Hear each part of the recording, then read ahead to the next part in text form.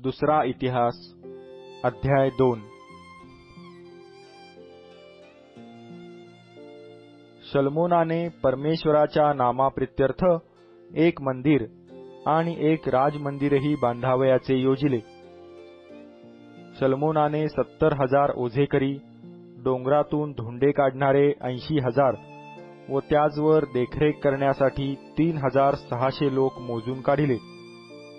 शल्मोनाने सोरेचा राजा हुराम याला सांगून पाठविले की, माझा बाप दावीद याच्याशी आपण जसा व्यवहार केला व त्याचे निवास मंदिर बांधण्यासाठी गंधसरू पाठविले तसाच व्यवहार माझ्याशी करा।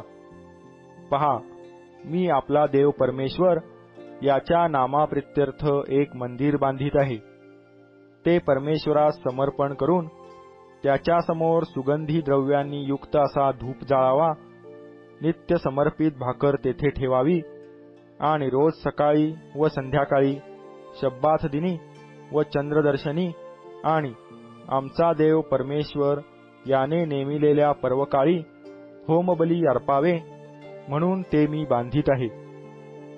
इस्रायलांचा हा निरंतरचा विधी होय। जे मंदिर मी बांधित आहे ते मोठे होणार, कारण आमचा देव सर्व दैवतांहून मोठा आहे।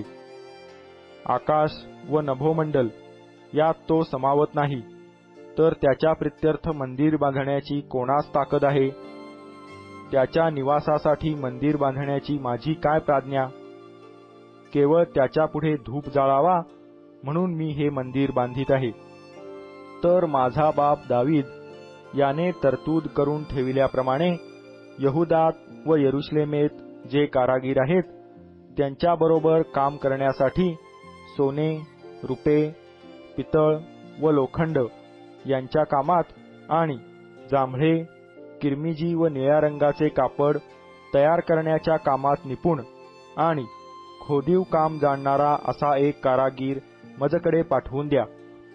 तशीच मजकडे लबानोनाहून गंधसरू, देवदारू व रक्तचंदन यांची लाकडे पाठवून द्या।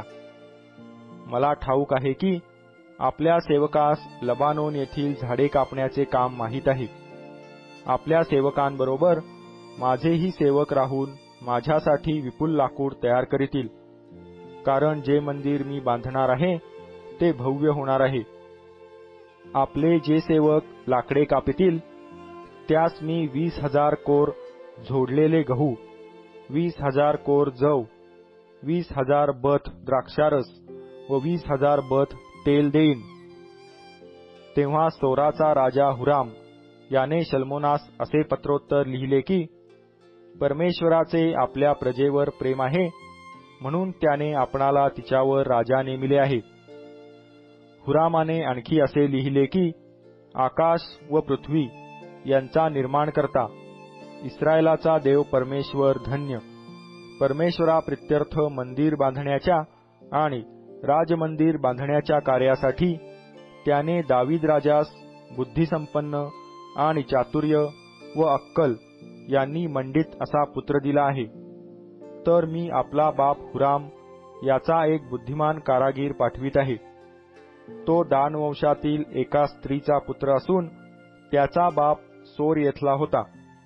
तो सोने, चांदी, पितळ, लोखंड, पाषाण व लाकूड यांचे काम करण्यात, जांभळे, निळे, तलम सणाचे किरमिजी कापड तयार करण्यात, कोणत्याही प्रकारचे खोदकाम करण्यात व सर्व प्रकारचे नमुने तयार करण्यात निपुण आहे।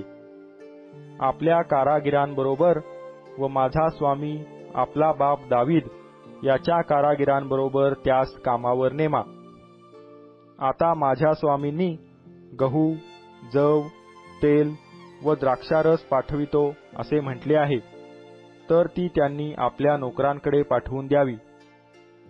जितक्या लाकडाचे आपणाला प्रयोजन आहे तेवढे लबानोनाहून कापून त्याचे तराफे करून आमचे लोक जलमार्गाने यापो येथे पोचते करतील।